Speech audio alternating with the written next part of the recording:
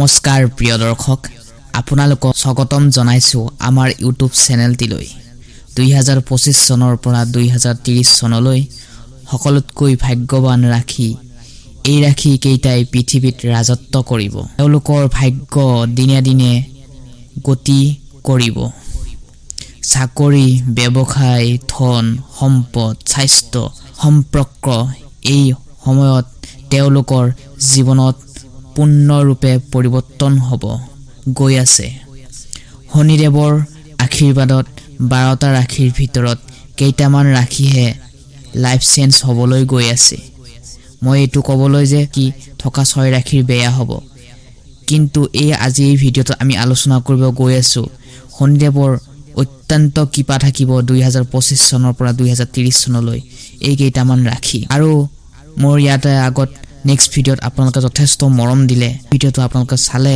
এই ভিডিঅ'টোত আৰু ধুনীয়াকৈ উল্লেখ কৰি দিয়া হৈছে হেহে বাকি থকা ৰাশি কিটাৰ বিষয়ে আমি আলোচনা কৰিছো তলত ডেসক্ৰিপচনত দি থৈ দিয়া আছে বাকি 6টা ৰাশি কেনে ধৰণে পাৰ হ'ব কি হ'ব আৰু যদি 2025 চনৰ বছৰটোত আপোনালোকৰ ৰাশি অনুযায়ী চাব বিচাৰে তলত ডেসক্ৰিপচনত প্লেলিষ্টৰ লিংক দি থৈ দিয়া হৈছে তাতে আপুনি ভিজিট কৰিব পাৰে ধন্যবাদ শনিদেৱৰ কৃপাত লাইফ চেঞ্জ হ'বলৈ গৈ আছে শনিদেৱে এই ৰাশিৰ ওপৰত বহুত সন্তুষ্ট হৈছে 2025 চনৰ পৰা 2030 চনৰ ভিতৰত নতুন সপোন পূৰণ হ'ব এই ৰাশিসমূহ কোনবোৰ হয় কেনেকৈ তেওঁলোকৰ জীৱনত সাফল্য আৰু সুখ জীৱন হৈ পৰিব সম্পূৰ্ণ তথ্য আমি এই ভিডিঅ'টোত বিস্তাৰভাৱে প্ৰস্তুত কৰিছো হেহে আপুনি ভিডিঅ'টো সম্পূৰ্ণকৈ চাব স্কিপ নকৰাকৈ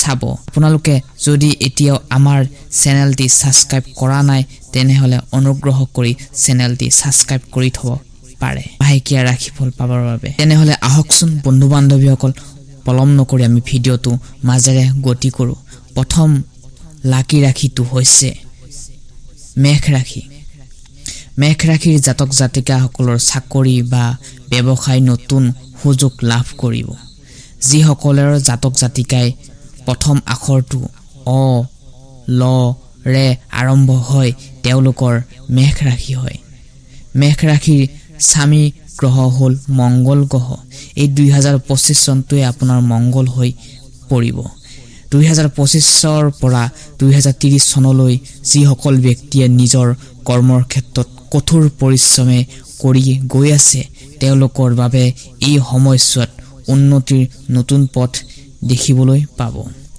এওঁলোকৰ ওপৰত শনিদেৱৰ কৃপা থাকিব মেঘ ৰাশিৰ লোকসকলৰ পৰিয়ালৰ প্ৰেম জীৱনৰ সুখেৰে পৰিপূৰ্ণ হ'ব এই সময়ছোৱাত ধন সম্পদ ক্ষেত্ৰত লাভ সুযোগ আহিব পাৰিব সকলো দুখ কষ্ট আঁতৰি যাব টকা পইচা লোন লোৱা মানসিক অশান্তিবোৰ দূৰ হ'ব নিগেটিভ এনাৰ্জিবোৰ দূৰ হৈ পজিটিভৰে ভৰি পৰিব আপোনালোকৰ মন আপোনাৰ জীৱনৰ সুখেৰে ভৰি পৰিব যিসকল জাতক জাতিকাই কৰ্মৰ ক্ষেত্ৰত শিক্ষাৰ ক্ষেত্ৰত কঠোৰ পৰিশ্ৰম কৰি আছে তেওঁলোকৰ বাবে এই সময়ছোৱাত উন্নতিৰ নতুন পথ দেখিবলৈ পাব এতিয়া আমি আহিছো দ্বিতীয়টো ভাগ্যশালী ৰাশিটোলৈ যিসকলৰ নামৰ প্ৰথম আখৰটো গ তেন্তিয়া হ তালব্য হ ক্ষৰে আৰম্ভ হয় তেওঁলোকৰ কুম্ভ ৰাশি হয় কুম্ভ ৰাশিৰ স্বামী গ্ৰহ হৈছে শনি গ্ৰহ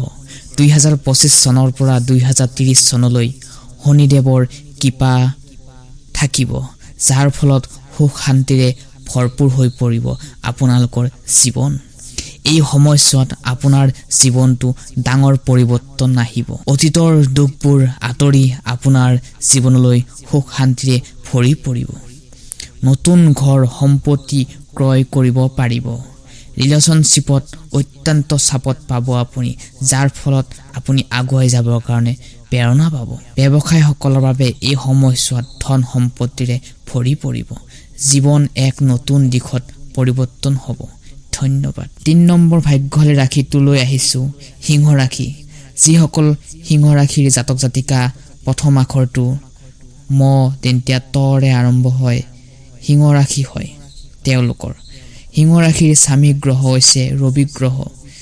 আপোনালোকৰ শনিদেৱৰ কৃপাত স্বাস্থ্যৰ আগতকৈ ভাল হ'ব।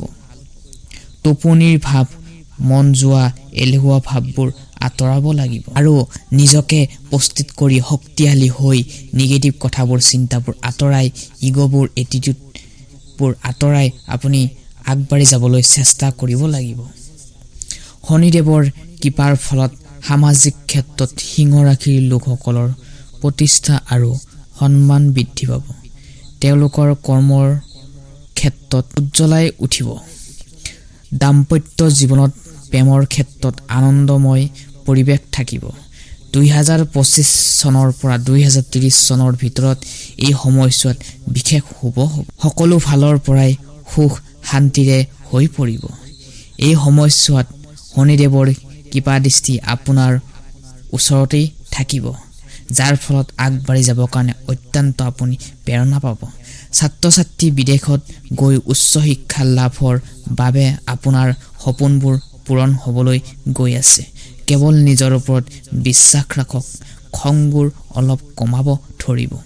অলপমান খংটো কমাই আগবাঢ়ি যাবলৈ চেষ্টা কৰিব। পৰিয়ালৰ ফালৰ পৰা যথেষ্ট মৰম পাবলৈ গৈ আছে। এনেও মৰম পায় আৰু মৰম পাবলৈ গৈ আছে।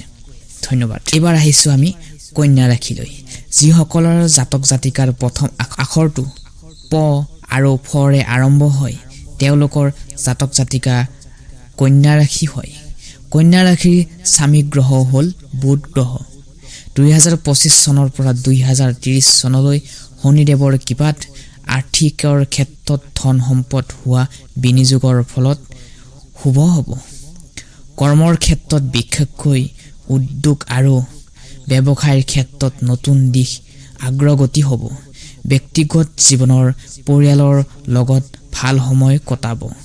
2025 বছৰৰ পৰা ঘৰখনলৈ সুখ শান্তিৰে ভৰপূৰ হৈ পৰিব।